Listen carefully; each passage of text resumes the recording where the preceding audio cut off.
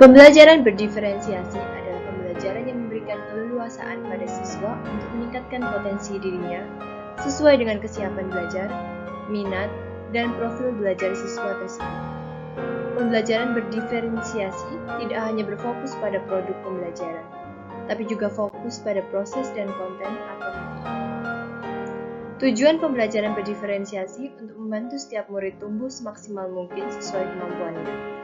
Dengan demikian, guru akan berusaha mengetahui perkembangan setiap muridnya dan perkembangan kelasnya secara keseluruhan. Murid juga akan belajar memaknai pertumbuhan mereka sendiri.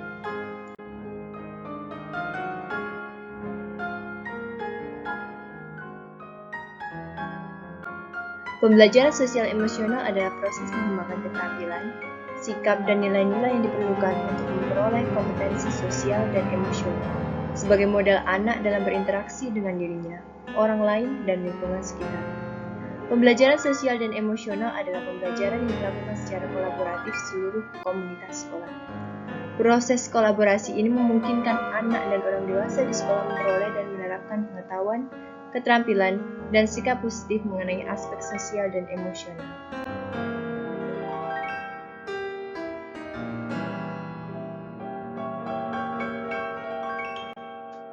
John Mayer dikutip dalam buku Ali Nugroho, Pengembangan Sosial Emosional meliputi empati, mengungkapkan dan memahami perasaan, mengalokasi rasa marah, kemandirian, kemampuan menyesuaikan diri, ingin disukai, kemampuan menyelesaikan masalah antara pribadi, ketekunan, kesetiakawanan, kesopanan, dan sikap hormat. 3 faktor yang mengaruhi perkembangan sosial emosional anak adalah 1. Sikap dan temperamen. Para pakar sepakat bahwa sikap dan temperamen yang ditunjukkan anak sebenarnya adalah wujud dari ekspresi dirinya. Kedua, tingkat aktivitas sosial.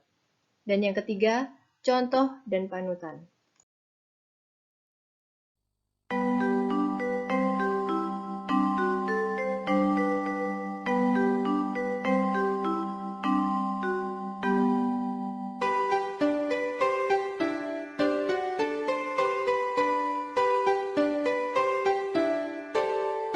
Pembelajaran kita mulai hari ini, kita berdoa dulu ya supaya semuanya bisa berjalan dengan lancar dan apa yang kita pelajari hari ini bisa bermanfaat untuk kita semua.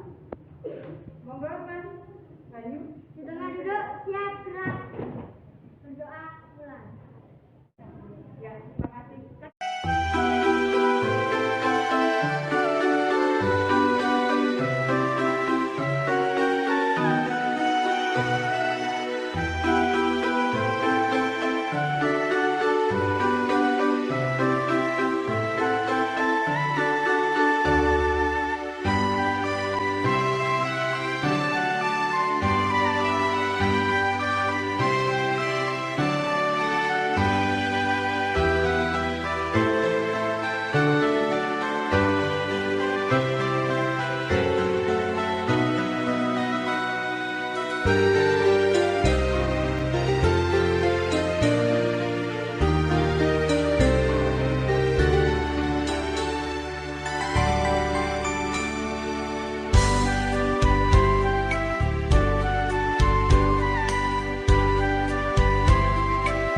Gerhana bulan merupakan suatu peristiwa yang terjadi di mana kedudukan matahari, bumi, dan bulan berada pada satu garis lurus, sehingga bayangan bumi menutupi sebagian ataupun keseluruhan bulan. Proses terjadinya gerhana bulan ini dimulai saat bumi berada di antara matahari dan bulan pada satu garis yang sama. Hal ini mengakibatkan sinar matahari tidak sampai ke bulan karena terhalang oleh bumi. Karena pada saat bumi berada di antara matahari dan juga bulan dalam posisi sejajar, seperti yang sudah dijelaskan sebelumnya. Padahal demikian, bumi akan menghalangi sinar matahari yang menuju ke bulan, sehingga permukaan bulan akan tertutupi oleh bayangan bumi. Terjadinya gerhana bulan ini lebih lambat jika dibandingkan dengan matahari, meskipun perbedaan waktunya hanya beberapa menit saja, seperti halnya gerhana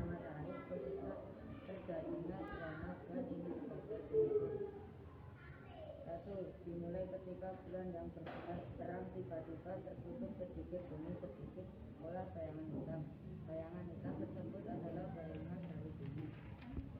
2. Setelah itu lama-kelamaan bulan yang jelas akan tertutup semakin banyak hingga bulan hanya terlihat sebagian dan semakin lama bumi akan terlihat menyatu.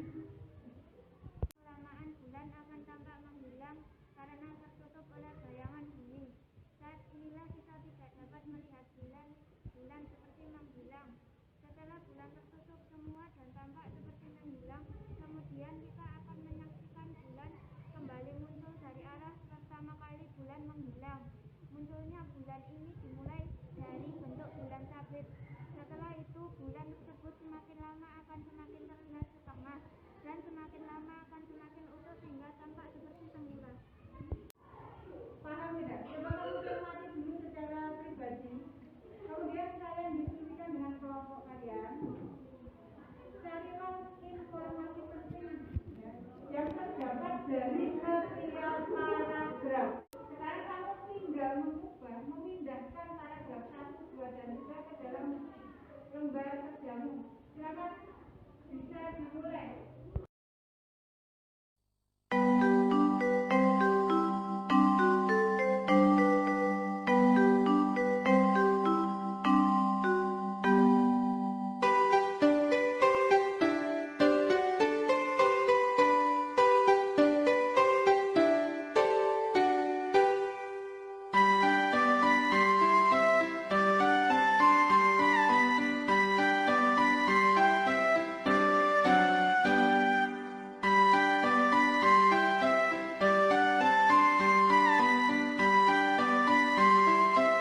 Mulai.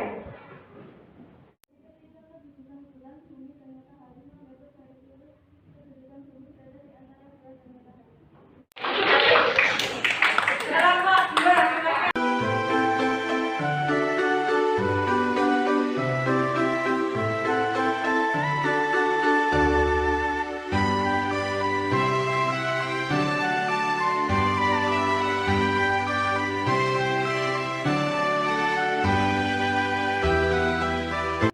Matahari mengelilingi bumi. Kalau seperti ini baru terjadi gerhana matahari. Dia berputar terus. Ini bulan sabit, bulan setengah, dan seterusnya. Di sinilah bulan mati. Ada?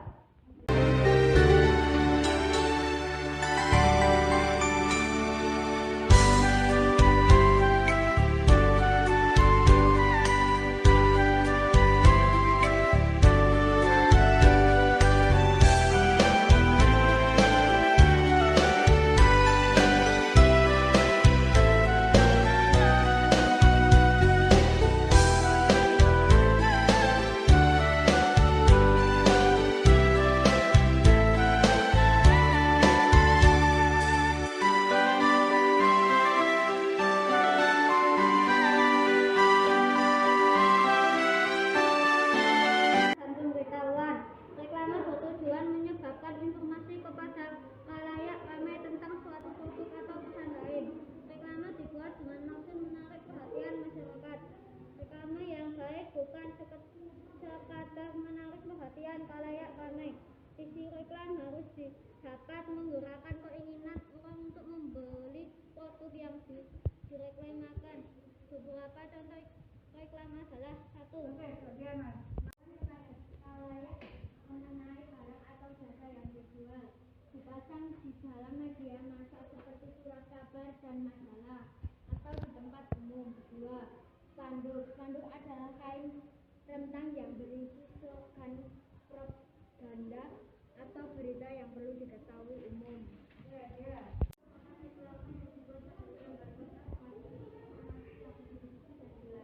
Disampaikan dengan cara diperlakukan secara langsung agar dibaca dan dipahami konsumen atau target. 4. Embalase. Embalase adalah jenis reklame yang ditempatkan langsung pada kemasan produk, berfungsi sebagai daya tarik pemberitahuan informasi tentang produk tersebut.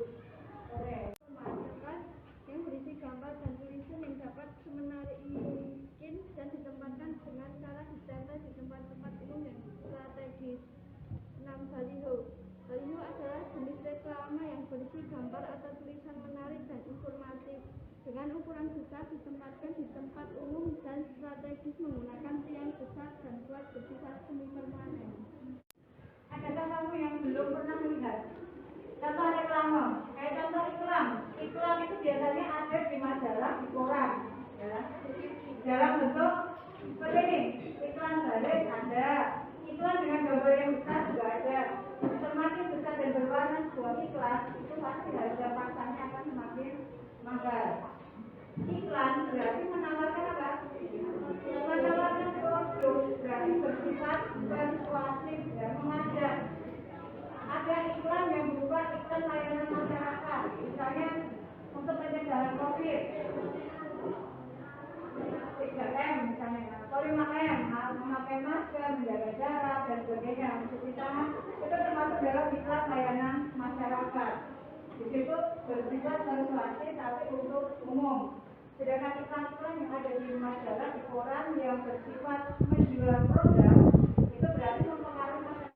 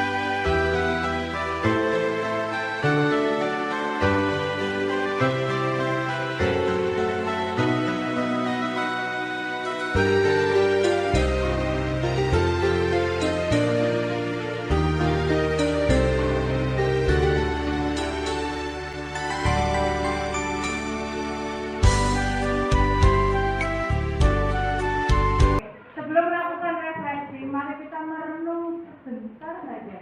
Tidak perlu lama-lama. Tapi coba kamu renungkan apa yang sudah saya lakukan hari ini dari pagi sampai siang. Kira-kira yang manfaat apa yang sudah saya dapatkan? Pelajaran apa yang saya dapat dari ini? Karena gue yakin ada kelompok yang merasa benar-benar hari ini tuh senang ya, aku bekerja dengan kelompok ini. Kok ternyata hasil yang kita dapat dengan waktu yang singkat itu kok memuaskan. Tidak perlu sempurna dalam melakukan sesuatu, tapi harus berani mencoba. Itu yang paling penting. Kita coba ya. Ini namanya adalah mindfulness atau kesadaran penuh. Saya coba setelin.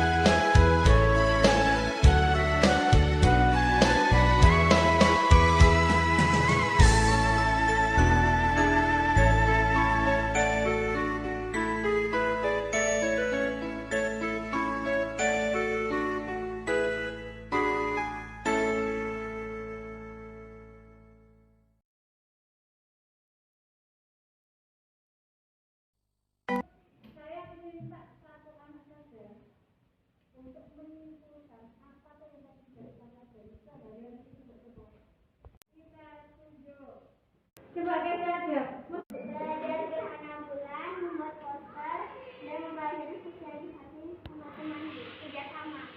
Hari ini tuh kita belajar ada satu lagi yang yaitu mencari informasi penting dalam sebuah belajar.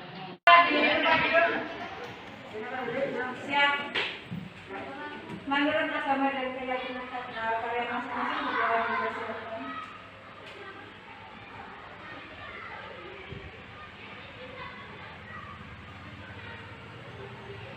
cukup. Terima kasih, selamat pulang, hati-hati di jalan.